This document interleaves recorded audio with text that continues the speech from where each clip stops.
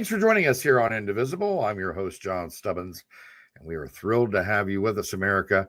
Got a great show for you today, so we're going to get on to it. But first of all, go to johnstubbins.com where you can donate. You can get involved with our projects, our documentaries, one of which is American Anarchy, which goes over the entire Russia hoax dating to today. And you couldn't come up with a better title, American Anarchy.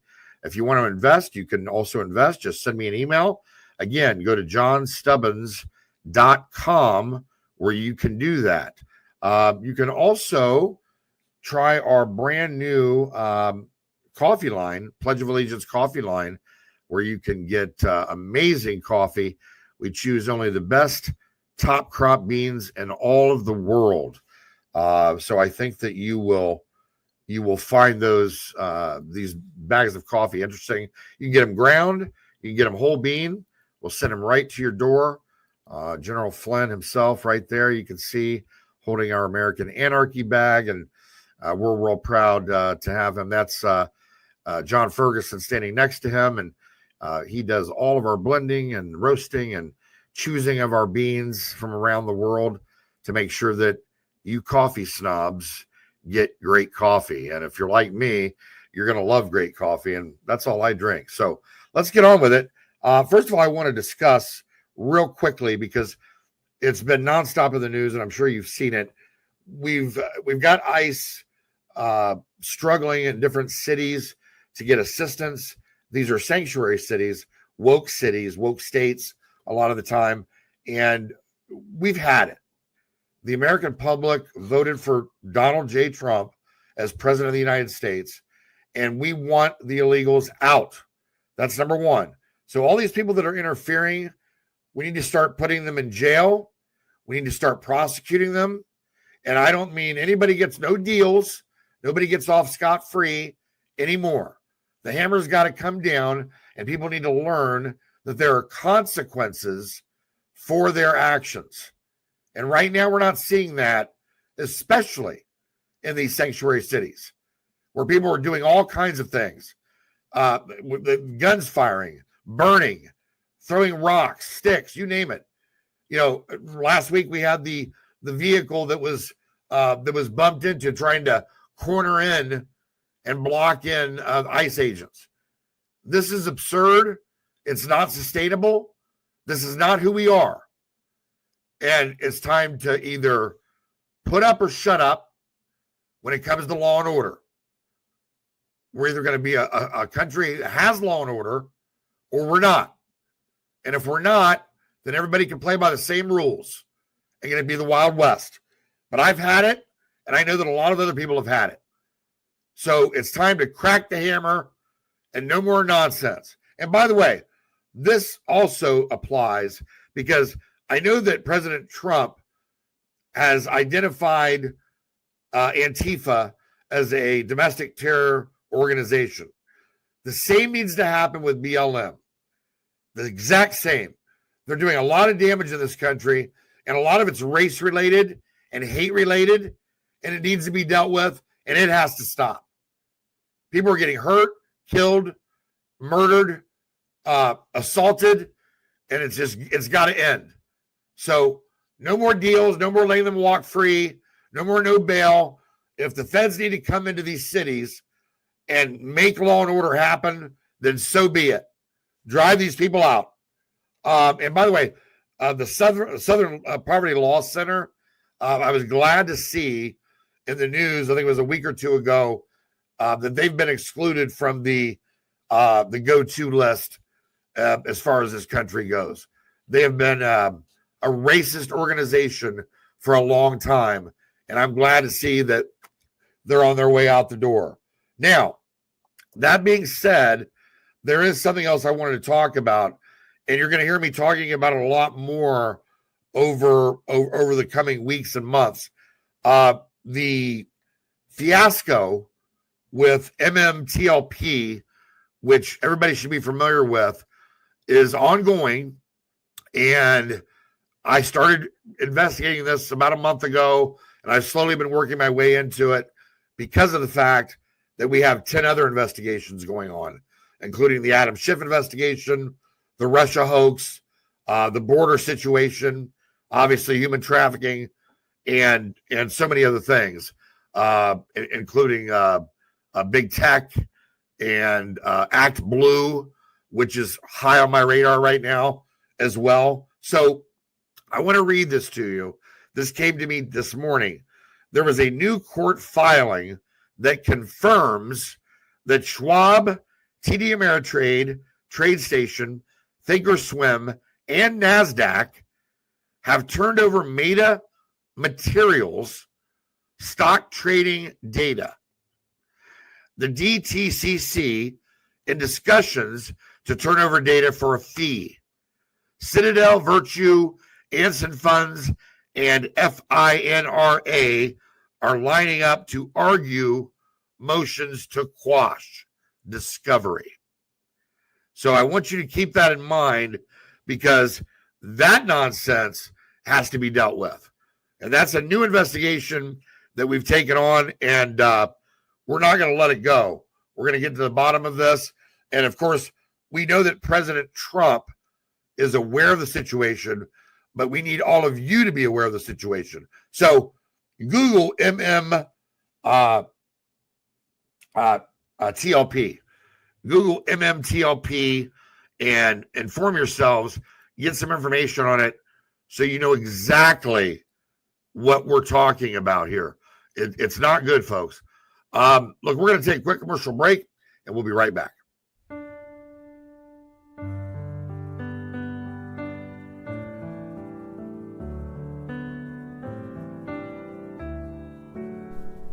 Here's to the overlooked, the overworked, the underappreciated. Here's to the fighters to preserve our freedom, our liberty, our rights, our faith.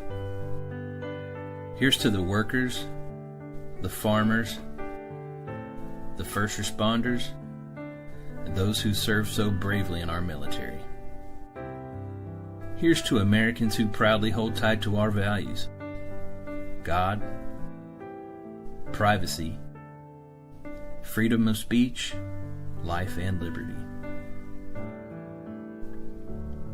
Here's to the patriots who love this country and everything it stands for, who should never be canceled for believing in America and the blessings of liberty. Finally, there's a bank for you, Old Glory Bank, named after the flag that represents the fabric of this great country and the people of Old Glory Nation, the engine of America.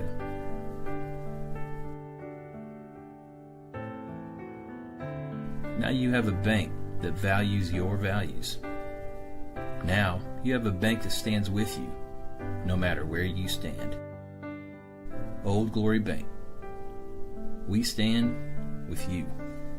Member FDIC. Equal housing lender. We've got a great show today. I've got an amazing guest. And before we get into this, I want to read an excerpt from his book. Let me just start here. Frank Meyer devised the blueprint for American conservatism, fusionism, championed by Barry Goldwater, Ronald Reagan, and so many to this day. Yet long before and far away, communists in London chanted, "Free Frank Meyer," to block the deportation of a comrade who was their cause célèbre. Those fervent Marxists could never have predicted that their hero would one day provide the intellectual energy necessary to propel conservatives to political power. The man who invented conservatism unveils one of the 20th century's great untold stories.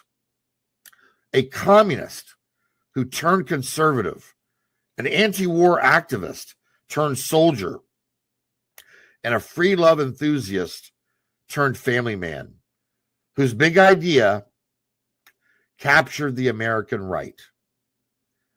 This intellectual migration coincided with the clandestine affair inside 10 Downing Street. Service as a lieutenant to the man who later constructed the Berlin Wall, and neighborly chats with the pop star and poet celebrity next door. Present at the creation of National Review, Meyer helped launch Joan Didion's writing career. From H.G. Wells to Henry Kissinger to Milton Friedman, he rubbed shoulders with everyone who mattered. Having discovered Meyer's previously unexamined correspondence in an old soda warehouse, Daniel J. Flynn documents this saga in The Man Who Invented Conservatism, exposing the rivalries, jealousies, friendships, and fights that shaped the movement and what it means to be a conservative today. And I wanted to read that because I thought that that was so important to tell you. And I'm about 3/4 of the way done with this amazing book. And I got to tell you, folks, it's just incredible. Make sure that you go out and buy this book. And I'm going to be scrolling at the bottom of the screen so that you can go and check out Daniel J. Flynn. He works as a senior editor at the American Spectator. I want to bring onto the show now Daniel J. Flynn, who's an author, senior editor, as I said, at the American Spectator, visiting fellow at the Hoover Institution. He's authored 7 other books, including Blue Collar Intellectuals, When the Enlightened and the Everyman Elevated America, Conservative History of the American Left, Cult City on Jim Jones, Harvey Milk, and 10 Days That Shook San Francisco. How you doing, Daniel? Outstanding. Thank you for having me. Well, we're thrilled to have you. And look, I got to tell you, I've been so intrigued while reading this book. The deeper I get into it, the more I'm into it. I wish I had the ability and the time to be able to sit down and read it all the way through, but I just can't get it done. And so I'm getting it done piece by piece. Well, it's a big book. It is a big book, but it's great. And kudos to you for writing it. I think it's an amazing piece. The last book author that I had on that really moved me with his book was my friend James Rosen, White House chief correspondent for Newsmax, on his Anton Scalia book, which, by the way, he's working on part 2 of that book as we speak, but another fantastic book. So first of all, what made you write the book? Well, there's a lot of people that like to write books about figures that have many books written about them, like Adolf Hitler or Winston Churchill or Abraham Lincoln or Julius Caesar. I would rather write a book about someone where there's not a lot written about, someone that we should know about but don't. And I think Frank Meyer fits into that category. When he was on with Mike Wallace in 1961, Wallace said, I would venture to guess that maybe 1 in 1,000 of my viewers knows who you are, but I'm told that William F. Buckley hangs on your editorial advice and Barry Goldwater solicits you for political advice. Tell me, who is Frank Meyer? I think if 1 of 1,000 of Mike Wallace's viewers knew who Frank Meyer was in 1961, the situation is probably a little bit more desperate now. Maybe it's like 1 in 10,000. But I think for anyone who does pick up the book, they realize very quickly why it is they should know about Frank Meyer, and also why it is that we don't know about Frank Meyer. Because on the left, there was a concerted effort amongst the communists to bury his history. We know this because their phones were tapped. We had British intelligence listening in on their conversations. And when Frank Meyer turned on the communists, here they were saying, what are we going to do about our history? And they are caught dead to rights saying, well, we need to rewrite the history. We need to rewrite the history of the students' movement. What they meant by that was Frank was the Johnny Appleseed of communism in Great Britain. That all went down. It all got thrown down the memory hole. And on the conservative side of things, unfortunately, Frank's papers were lost in a warehouse for many years. And it took me several years, but I found them. And so on the one side, on the liberal side, the left-wing side, they actively suppressed, they actively censored his history. On the conservative side, it was more like neglect. And it took me a few years, but finally I found this treasure trove in Altoona, Pennsylvania, which was about a 250,000 documents, Frank Meyer's life papers. And it really tells an extraordinary story. Yeah, what's interesting to me is I love the Johnny Appleseed comparison, by the way. Great comparison. Gosh, I remember when I was a kid, we used to watch Johnny Appleseed, the Disney version of the cartoon in school, right? And it was so good. It taught so many kids just wonderful stories back then. Disney has ruined that, haven't they? This reads to me, and it's probably one of the reasons I'm so intrigued by it, is number one, I'm a World War II aficionado. I study World War II history like crazy, and I can't get enough of it because of so many of the mistakes that we're repeating, right? The tendency of history repeating itself. And we see a lot of that in some of the references made in your book. Almost reads, you kind of referred to it, similar to a spy novel, Well, parts of it are that. I mean, Frank wasn't himself a spy, but he was in the above ground party. However, his activities were almost spy-like, and you had spies following him around. I mean, there's 160 pages of MI5 and MI6 surveillance on Frank Meyer that I was able to obtain for the book. And they, as they're following him around, they could tell you what tweed coat he was wearing, what bars he was drinking at, where his mother did her banking at. The one thing they kept out of their reports was at the very time they were watching Frank Meyer, who was the leader of the Communist Student Bureau in Great Britain, he was having an affair with Ramsay MacDonald's youngest daughter. In other words, Ramsay MacDonald being the Prime Minister of Great Britain, Frank Meyer was, in fact, going into 10 Downing Street when he wasn't there and was messing around with his daughter. Wow. So if you want to take any figure in the history of communism, Che Guevara or Jack Reed, any sort of romantic figure, none of them had the guts to pull off something like that.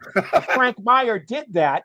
And as he was doing it, probably what wouldn't surprise you or your viewers, that there were deportation proceedings taken up against him, and very quickly he was deported from the country. I have a letter from Sheila MacDonald, the Prime Minister's daughter, saying, "Listen, is there anything I can do, Frank?" And I'm sitting there reading it, laughing, saying, there's certainly nothing she could do. In fact, what she did probably helped get him deported from Great Britain. Well, folks, again, the book by Daniel J. Flynn, The Man Who Invented Conservatism, The Unlikely Life of Frank S. Meyer. I find it so fascinating. How old was Frank when he died, He was 62, and he was someone, what he was associated with his whole life. Two things. One was the telephone. He had telephone bills that went up to about a quarter of his income because he was calling everyone. The other thing was the lit cigarette. Frank, like a lot of guys in those days, was a chain smoker. And some of these guys were really living kind of madmen existences.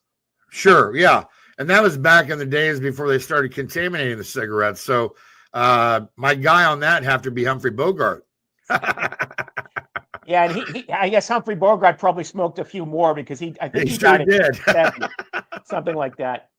Yeah, no, there's a rich history there. It's I find it fascinating, and it is a big book. Look, there's no doubt about it, but it's a great read, and it reads smooth and easy. And before you know it, you're done with half the book. When I first started, I got through probably a quarter of it, and then the next time I sat down, probably about half of a quarter, and then the third time I got through almost half. So it's definitely a phenomenal book, and like I said, it's people like you that write these guys. And by the way, and I was just looking over some of the books that you've written. I haven't read Cult City on Jim Jones, but I'm sure that's got to be fascinating as well. Jim Jones, that guy, wow, Well, it's funny, Jim Jones had a cult, and in a big way, Frank Meyer belonged to a political cult, which was the Communist Party. And it wasn't until, you bring up World War II earlier, it wasn't until he became a soldier and started training. He started meeting the plumbers and bricklayers and industrial workers, and he thought, these were not the proletariat that Marx had described. And he started to have second thoughts. That culminates with him leaving the Communist Party in 1945, And he testifies that the longest, most expensive trial in U.S. history at that point, which is the Smith Act trial in 1949, sends his former comrades to jail, including people like Gus Hall and Eugene Dennis, the leaders of the Communist Party. And at that point, he felt like he was a marked man, got a firearm, started staying up all night, which is sort of the third thing a lot of people remember about Frank Meyer, is he kept these eccentric hours. He stayed up all night. And that started because I think, he had a legitimate fear of whether the communists might have some retribution towards him. Well, of course. Who wouldn't? You'd be looking over your shoulder all the time, right? I mean, hey, you're burning the candle at both ends at that point, aren't you? Yes, yes, you are. And in Woodstock, of course, even before it had all the connotations. I mean, this is a very left-wing place. There are active communists up there, and so Frank sort of had to start anew up there. And the way he did it, like I said, is with the telephone. Wow, folks! Like I said, this is an amazing read. You definitely want to get it, and we're going to take a quick commercial break, and we'll be right back with an amazing author, Daniel J. Flynn. Hunter Nation is the ultimate we the people in the conservation community, holding our elected employees accountable to the hunting, fishing, trapping, freedom lifestyle that has brought wildlife back to the healthiest and most thriving condition in our lifetime. HunterNation.org is the epicenter for freedom and wildlife conservation in America. I am Hunter Nation. He was a victim of the unlawful spying. If you don't trust them, you think they'll leave? Greatest civil rights violations in American history. Their investigation. A window into the Trump campaign. Unfortunately, it can happen to anyone.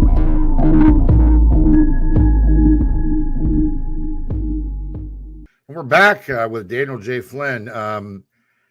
Daniel, I'll take a look at something else, and we can get back to the book here before we expire, but I definitely want to get to this while I have the chance. I want to talk about this op-ed that you wrote. This came out yesterday, right? Correct. The exclusive Daniel Flynn, Frank Meyer, and the Roots of Trump's America First Foreign Policy.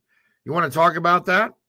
Yeah, sure. In 1968, Henry Kissinger was selected by Richard Nixon to be his national security advisor in his incoming administration. He knew Frank Meyer, reached out to him and said, what should our foreign policy be? And Frank, at the time, he's an anti-communist bar none since he had left the Communist Party. But he said, listen, if there were no such thing as the Soviet Union, the whole idea of the Vietnam War, the idea of foreign aid, the idea of United Nations, the idea of these entangling alliances, all of this would be a complete farce if it were not for the Soviet Union. In other words, if it were not for this messianic state seeking world domination that was an existential threat to not only ourselves, but to many of our allies, all of this would be a farce. So the day that the Soviet Union goes away, our foreign policy should be something that is more restrained by what America's just interests are. And that was Frank's belief going back to the Sharon Statement. One of his acolytes, Stan Evans, wrote the Young Americans for Freedom Sharon Statement. And therein, he said, our foreign policy should be, restrained by what is in America's just interests. And I think that's been a pretty good, guidepost to go by since then. But obviously, up until very recently, I don't think too many of our presidents have taken that as a compass. It's really interesting because it's amazing how the timing of that op-ed goes along with your book. But thank God that you did it, and I'm intrigued by your work. I'd love to talk to you even more about this because it really looks to me like, when you look at, first of all, just to most conservatives, the idea of going full-blown communist and becoming a conservative, the likelihood is like nil, right? Especially in today's space, as you're laughing and I'm laughing, but it's real. It's okay. I liken it to Islamic jihad because you cannot reason with evil. and someone that wants to kill you, someone that believes in their heart and their mind and their soul that beheading you is the only way forward and there's nothing to discuss. You can't negotiate with that. Okay. And these communists, these Marxists, these people that want to destroy our republic right now, that are out there trying to do it, trying to create it, whether it's the CCP or Islamic Jihad or BLM, Antifa, the cartels. Look, to me, they've all gathered together as the new axis of evil, and they're working together to try to burn it down. I mean, they say so. They don't hide it. Yeah. So what are we to do if we know that's how they feel and that's what they want and that's what they're going to do? You're not going to bargain with them. And this is the thing that scares me. I understand it. I'm a military veteran. I get it. I know you get it. But to the average American out there that has a family that works, that doesn't have time to keep up with all of this and the intricacies of it, they don't understand that if you're face to face with one of these individuals, they will kill you. And we're seeing it all over the place in these woke cities, in these sanctuary cities. People are dying in America, innocent civilians. I think with regard to Frank, just to put an optimistic spin on this, people would have said what you're saying about Frank Meyer in his day, but yet, one day he reads The Road to Serfdom by Friedrich Hayek, and he has an epiphany, and he thinks, gee, the last 14 years of my life have been a waste. I've been wrong. And what I would suggest is that at some point, there's going to be someone, let's say an Antifa person, who realizes, oh, gee, what if I was wrong? I mean, it sounds crazy to contemplate, but some of these people, there's gonna be epiphanies coming, and that epiphany came for Frank Meyer, and what he did was absolutely remarkable after that. I mean, he's one of the founders of the American Conservative Union, the Philadelphia Society. He's president at the creation of National Review, the Conservative Party of New York, Young Americans for Freedom. He comes up with this idea of fusionism, where he basically says that tradition and freedom are not in conflict, they're in cooperation. You take away thousands of years of Western civilization tradition, and freedom's going to go with it. That was his big idea, and that was what was left behind in 10 years after his death, about when Reagan gives a speech at the Conservative Political Action Conference. He starts talking about all of the conservative figures that had influence on him, and he stops for an awfully long time on Frank Meyer, because Frank Meyer's conservatism was rooted in the American soil. In other words, if you're a conservative in Great Britain, maybe you're conserving the monarchy, maybe you're conserving the aristocracy. In the United States, what is our tradition? What is our tradition that a conservative would conserve? Well, that's the founding. And whether you're talking about the Declaration of Independence or the Constitution or the Federalist Papers, it all means freedom. And so if you're a conservative in this country, according to Frank Meyer, the tradition that you're going to conserve is freedom.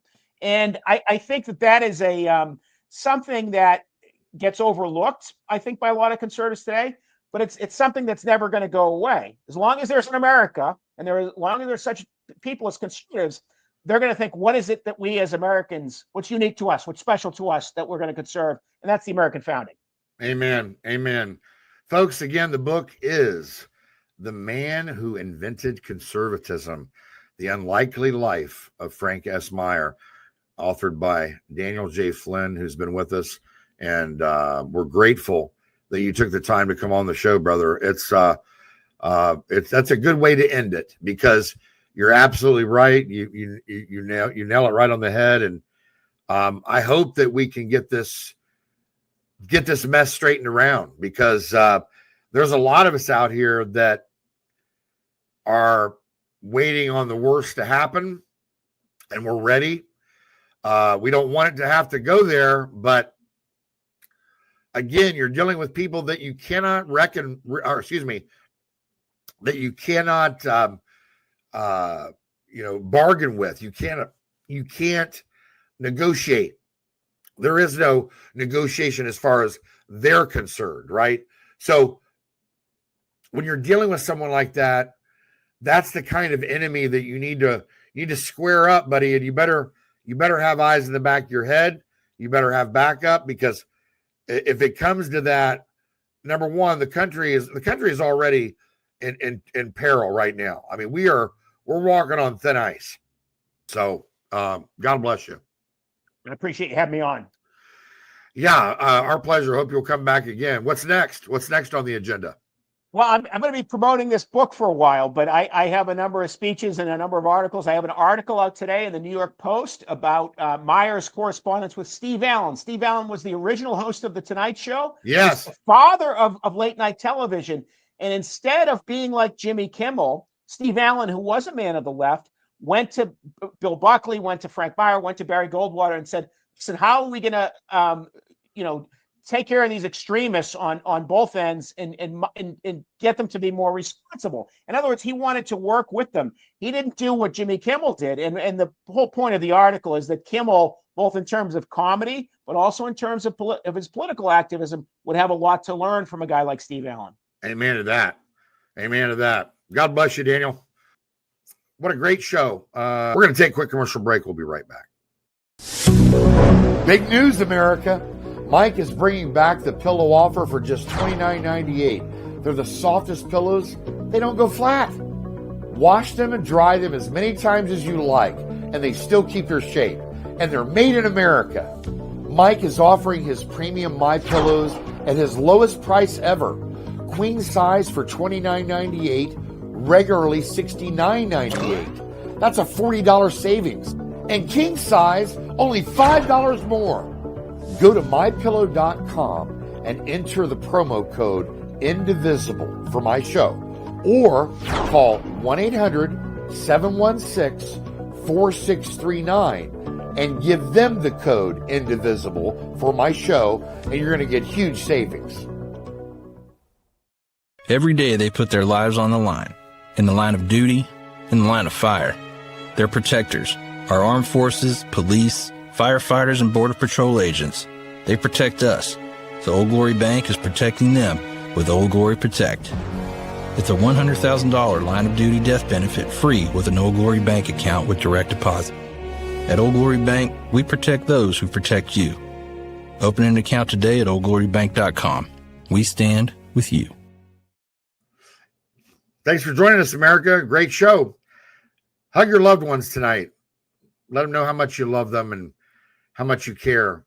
And spread the word about patriotism, about a love for America and our republic, and how you want to save it so that we can save being free. God bless you. God bless your families, and God bless America.